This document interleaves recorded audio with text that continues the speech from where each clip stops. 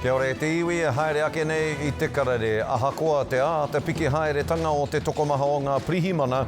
Kua tino piki te tokomaha o ngā mema kēnge. Kua tino piki hoki te kāinga o te taimiri. Ko te Puia I rotorua tētahi rāngai Māori I whai wāhi nui ki te whanaketanga o te ao Aotearoa o Minecraft. Ara, nā rātou ngā whakairo Māori me ngā tukutuku o te kēmu I hoahoa. E hia mano rauru o te ahurea toi whakaari kua whakawhai ti atu ki Ōtaki mo te ahure kiriata iwi take nui rawa atu o te ao.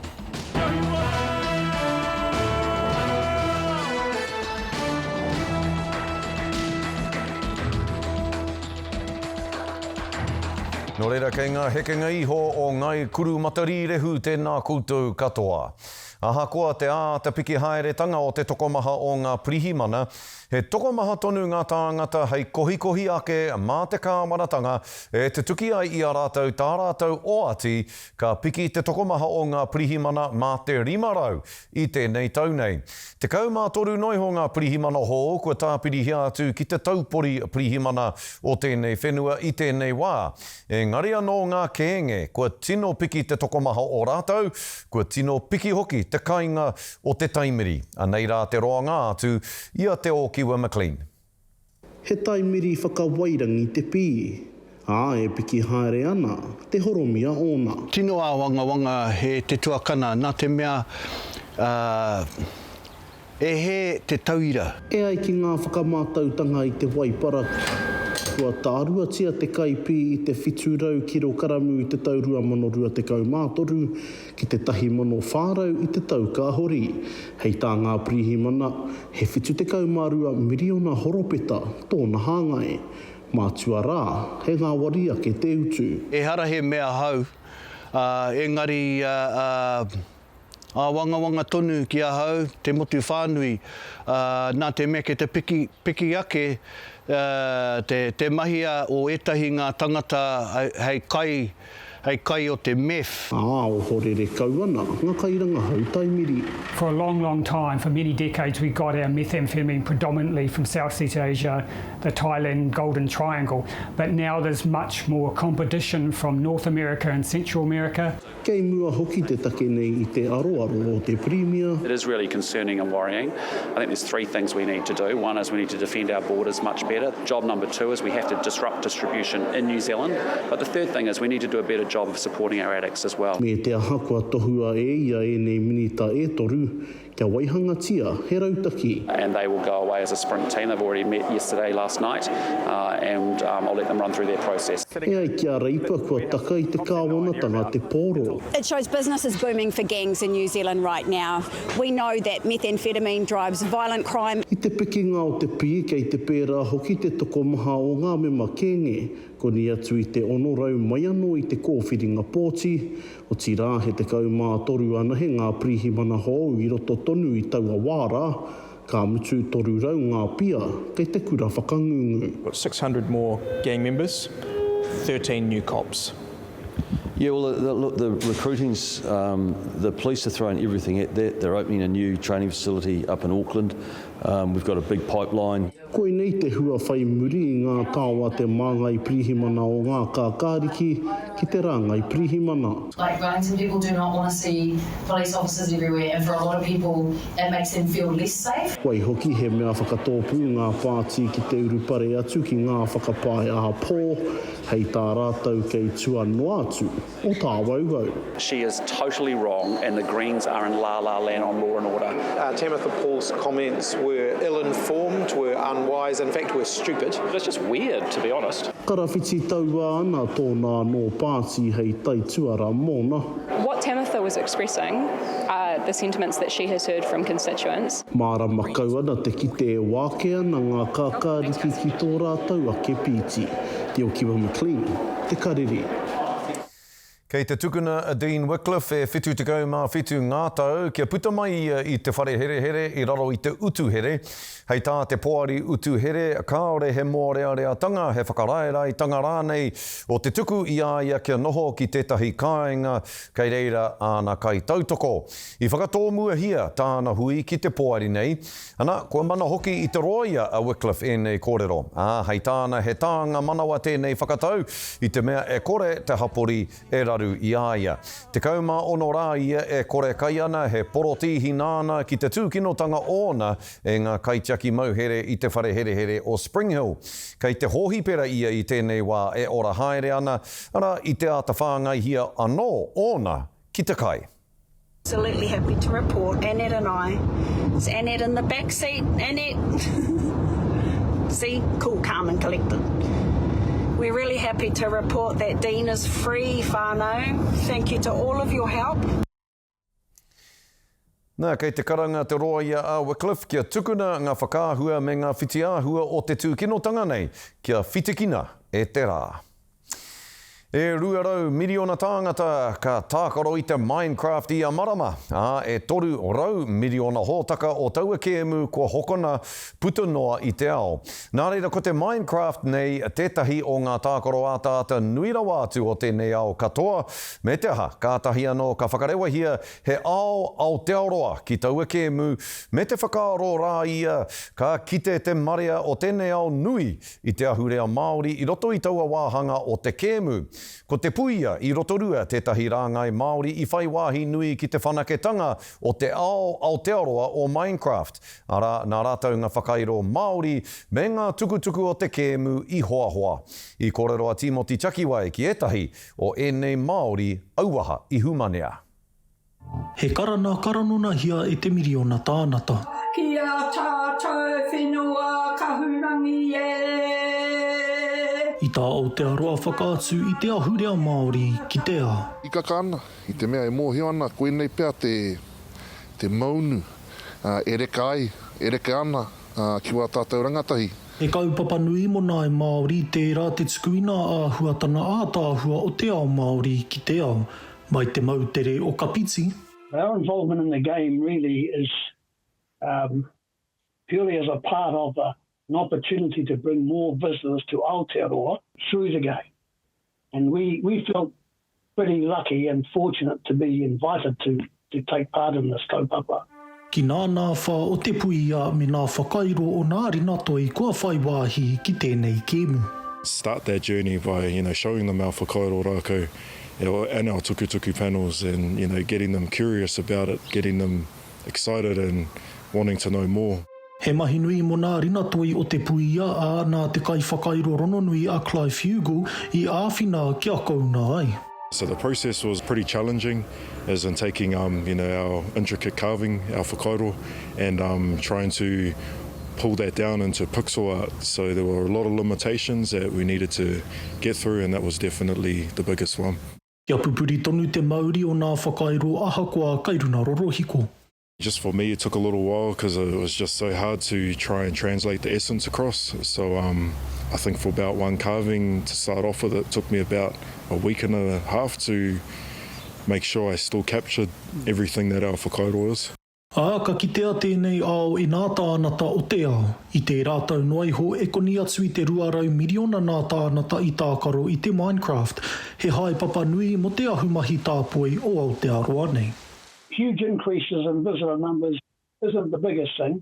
It's quality of engagement with our visitors and engaging with people who are really interested in the kaupapa. He wāhi anō hei hao I nā hinenaro o te huna ranatahi kia ki te rātau I te ao Māori I tēnei tū āpapa. Nā roti I tēnei tuahuatanga ka ki te hunga rangatahi I a rātau anō, tā rātau tuakiritanga. Ka kuhu ki roti I te whare nei, o te whare o Minecraft, te kia nei ko te kete nui o te mōna. Ka kite I ngā tūrapa, I ngā paupau. O tira ka kite tō tātou ahurea Māori e puāwai ana. E tīmatana noi ho tēnei, o te tahi ao huhua nei. Timoti Chakiwai, te Karere. Ko te aroha toi te pūtake o te ngākau nuitanga o Mārewa Nathan ki te whatu kākahu I tipu ake te uri o te rarawa I te taha o ona kaumātua I ahipara. Nā rāua ia iako ki te whatu kākahu. I toro atua Harata Brown ki tōna wāhi mahi kia tahuri ake tātou. He wā tōna kei te mate here, but ka koora. He whatu kākahu. I've gone with a bit of a he kura ka huna, he kura ka whakina sort of vibe. E here ngia ai ngā kōrero tuku iho. Ko te kaukau he mea kōrero ana mo te whawhai, mo te pakanga. E nei māramatanga mātauranga ko tuku mai ki au no te whare pōra. I runga I te mea he whāngai hau nā kukrani mātua. I tupu ake a Mārewa ki ahipara, ka oko ia ngā mahi whatu me ngā mahi raranga, mai tōna ke kuia me ngā kuia o te kāinga nei. O tira koira te aronga o te kaupapa, o te mea nui o te kaupapa, ko ngā huka, awa he koro wai. Here ka roa, ka tū pēnei ahau, kia ako I enei mahi, kia whakaako, kia tuku whakarite wānanga, kia tuku enei mahi ki te marea, I runga I aku noho tono ki tetahi māpū raranga whatu, e nā ko taku nena tēnā. And if you jammed on that every day, like that one there, with that kāki, take you like a month, less than a month. E rua āna kākahu I tēnei wā. He mea kohi tonu, you know, mo te kākahu. E kohi muka tonu ana ia mo te kākahu tuturu, ka whai ake. He tangata e ngākau nui ana au ki ngā taonga tuku iho o tātou te Māori. Ne o tira tēnei mea te purutia o ngā taonga tuku iho. Haka pono ana hau ki te purutia kia tika, awa we purutia ki ngā tikanga. Kia ora pai enei taonga. E hara I te mea koina I tana mahi matua. Engari, e ngākau nui ana ia ki te tuku tonu I ngā tikanga whatu kākahu. Tō ira, ko tō aro ki te hā. Tō aro ki te hā, ngā kōrero, ia koe whatu ana. E nā mea katoa he mea whatungia ki tō kākahu. Nei mea he taonga e wate ana kia tātou kia tuku he tohu o te aroha. Ko tō mā whiti, enei he kaukau.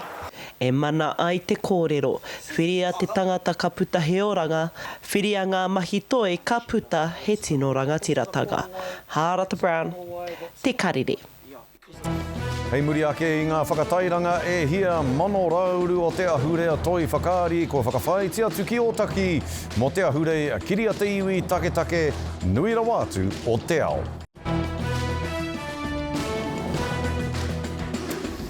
Taki hoki mai anō ki te karere e hia mano rauru o te ahurea toi whakaari ko whakawhai atu ki Ōtaki mo te ahurea kiria te iwi take nui rawa atu o te ao. No ngā whenua waru te kaumā ono o te ao, ngā manuhiri ki taua tai openga nui ara ki te Māoriland Film Festival. Ka whakanui rātou I tā ngā iwi take mahi I roto I taua rāngai mō ngā rā e rima keimua I te aroaro. I tai atu tā tātou kai kawe korero a Mārena Mane ki te ahurei nei ki te tūtaki atu ki etahi o ngā kaihanga kiria te iwi take o te ao. O te Māori he mea huna ki te moana. Koinei te hui ahurei whakaari te kaumārua o Māoriland ki Ōtaki. I te wā ka tuku aki tēnei hui ahurei, ko era ko te wawata ke ta haramai nā iwi take mai te ao katoa. He wahanga mahi toi hoki tā te hui ahurei nei, I konei hoki a Tame Eti me tōna hoa a Richard Bell no te iwi moe e tautoko ana I te kaupapa. Koe rā pēr te ahuatana o tēnei huihuina. E te rā ki te rauika I te ao, o nā iwi take o te ao. Ki te wānana, ki te wānana, ki te āhuatana o a tātou nā mai, e ahua nā tātou ki whea. This festival is, well, it has its own thing, like it's very community oriented and I really like that. Kei konei hoki te wāhi noho a te ringa toi kaiporo tehi hoki a Hori Thompson. Nā reira, koe wakatū toa hou ia mo tēnei kaupapa nui. You know, them seeing this here in this massive revitalisation of reo, of all of the kaupapa kind of this kotahitanga movement, you know, they're like, man, we really need this this kind of thing at home. Hei tā hakaraia, ko te tipu mai o te rangatahi ki tēnei hui ahurei, te hirahiratanga hoki o tēnei kaupapa. We want joy through storytelling. We want to show our audiences that you can heal through our stories. Ahako, te kino te kaupapa in terms of what's happened to people, Indigenous people, with everything that we have to, struggle to regain or protect. Nō reira, kei waho atu a hau I te whare o Māori land I tēnei wā ki Ōtaki. Nā reira, kei roto ngā tangata katoa e mātaki kiriata, mātaki paki pūmeka, whakarongo ki ngā pai kōrero I tēnei wā. Hoi anō, e ki ana ngā whare I te hunga tangata mai tāwahi. Hoi anō. Kei takutaha I tēnei wā ko taku manuhiri kia koe papa tainui e mihi ana kia koe. Tēnā koe marena. Kia ora, nō reira, a taku pātai tuatahi, pehe ana te wairua I tēnei tau ki tēnei o ngā hui ahurei. E hoa harihari ana, e hoa no ka nui tō mātou koa mo te wairua o te ahurei. Ina nahi rā, nā te nui o te tangata, maru ana te papa ki te tangata. A tika nā tāu I kōrero ai mo te tini o ngā pāngata I ahu mai I tā wāhira. Taku mōhio atu I te kotahi rau, ngā kai hanga kiri atu ko ahu mai I henua kē. Me te meho kera tata te toru rau o tātou no roto I te ao o te rangapu pāho hanga kiri atu ko tai mai nei. Ki te hakarongo ki ngā kōrero, ki te mātaki kiri atu, o zirai e ki te whakahonohono tonu mātou ki tātou ki a tātou. Nā reira, te pātai nui, kei te pēhia te kaunga o ngā whakaari, ngā pūmeka, I puta mai te tahi ki a koe I tēnei ahurei? O e hea raini ngā kiriata tāhua I nā ngā kaunga, engari nora, ko ngā kaunga era, engari he kaunga a wairua na hoki. Ngā kōrero ka titi honei ki te manua, tētahi mea ka putaka nei, e rua ngā mea ka putaka nei ki au. Ko tētahi he paki waituhi, nā te iwi moe moe a I mea I ahitereria rā, Lost Tiger, he paki waituhi. He a tāhua. A paki waituhi nei. Me te meho ki rā nā Katie Wolf o Ngāti Toa, te paki pūmeka The Hakapari Incident, e tino ruku nei I roto I ngā huatanga o tērā kaupapa I pahu nei ngā whitu te kautau. Nā reira, e hia raini ngā kiriata kei reira ngā kounga, mo te āhuatanga ki te whakāhua, mo te āhuatanga ki te whakaari, kei whea mai hoa, kei whea mai. Hoi anō, e ki mai ana te whare kua pau te wā kia tāu pāpā nō reira, e mihi ana kia koe? Tēnā koe tu katoa. Hoki ana kia koe, Scotty. Ka rawe marena, me taku mihi nui ki taku hoa taumuri kia tainui ana kei tō taha e tuana ka rawe tā kōrua, kōrero kia kōrua, tēnā kōrua. Hoi nō rei te iwi, ko te whāinga hei whakatutuki mā te kura tamatāne o raukura I tēnei wiki I te whakataetai waka ama o te motu mā ngā kura tuarua. Kia riro I a rātou ngā taitara toa I ngā tau whāinga W6, ruarau rima te kaumita, rimarau mita anō rā hoki I te pakeketanga kei raro I hoi te tekau mā ono ngā tau. I te roto o tikitapu I rotorua a te kawa pāora o aukaha e kōrero ana ki ngā tīma e rua o raukura, ara kia tūturu me pohatu roa. Ko te haki kākāri ki tērā kuarewa. Koinei te kapa waka ama o tūturu no raukura, e rere ana ki runga I ngā wai o te moana o tikitapu. Mā te wā, ka haere tonu mātou ki roto I tēnei mai, ka piki te taumata, mena koho mai te koha mai te atua, ka whiwhi mai he taonga rānei he whiwhinga. Ko e ke waiwai tapua Nicholas te wake o Ngāti Whakaue ki ngā mahi waka ama I tēnei wiki. Whanaungatanga, ko te ara te mea nui ki a hau. Me te titiroa ki atu ki e te atu kura, me te miharo hoki. He tima hau tēnei, e maha ngā kanohi hau ki tēnei mahi no era. He aha te aha ki a mātou. Kaorea whetu matarau pe whairangi o Ngāti Rangi te Aorere me Ngāti Tūwhare toa I te tau hau ki ngā mahi waka ama, e mōhio ia ki ngā mahi kia eke ki te taumata o Angitu. Koku mahi a pūkenga ka kōrero mō ki mahi no era. To blow the cobwebs out of the turns especially, we didn't get a lot of turns practice leading into this regatta. That boy. Oh, tight turn in lane 2. Yes. to get out there and complete our turn and have a clean race. That's what we were after. Pohokereru katoa ana tēnei uri mana whenua o Tūhaurangi Ngāti Wāhiao ki ngā mahi āna tama. Me te aha, I tōna tautua toru hei kaiako e manako nui ana ka hoki tēnei tīma ki te tihi o te whakataetae. There's some good competition out there, some critters that are pretty strong, but I'm confident that if our boys put their best foot forward, then it'll put them in a good place to finish where they want to try and finish anyway. Te wai Māori, kia whiki ai mātou ki te ara taumata, kia noho ai mātou ki runga ei toa. Me haere tonu ngā mahi harikoa, I runga I te wai, ke wāo I te wai, kia koe e mātou e tūtonu mātou, kia whai wā ki te whakata, kia piki te tō mātou hau mō ngā reihi e whai aken. Ara, kei reira ki te ara tuarua karawe kētai. Rotorua Boys High School. Mo te wā te re rawa ka... Kua whai tūranga te kapa waka ama o tūturu ki ngā whiringa whaiti o te whakataetae nei. Te kawa pāora, māukaha. E tiwi ko ngā tohu huarere o te wā e kainamu mai nei hei muri ake I ngā pānui hoko hoko no reira kia mau tonu mai.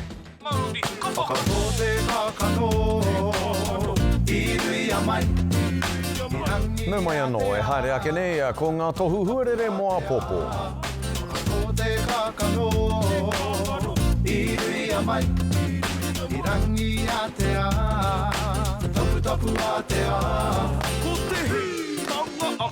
Tēnei o te ika o Māui, tiki a taranga, ka whakamau te kauairunga o muri ranga, whenua ka whakatau, he runga hikurangi tōna waka, ko nuku tai me hangauri o Māui, po te ki te nanga kia, ko tēnei taku pare nau mai, ko tomo kia, ki taku aharoa whakarongo, ki taku pare kōrero, ka puta te ia o te oro o te whakaro mai, taku pū moto tēnei, te tangi o taku koro ka toro tika taku renga, ki ngā kipuna kua hinga kua hinga ki te mamoro, moi mai rā, te hunga, ora ki a tātou tihei mauri o. Katoa te kākano, I rui a mai, I rangi a te a, tapu a te a. Koe nā tā te karere I tēnei rā, kia ora tātou katoa. Katoa te kākano, I rui a mai, I rangi a te a, tapu a te a, katoa te kākano.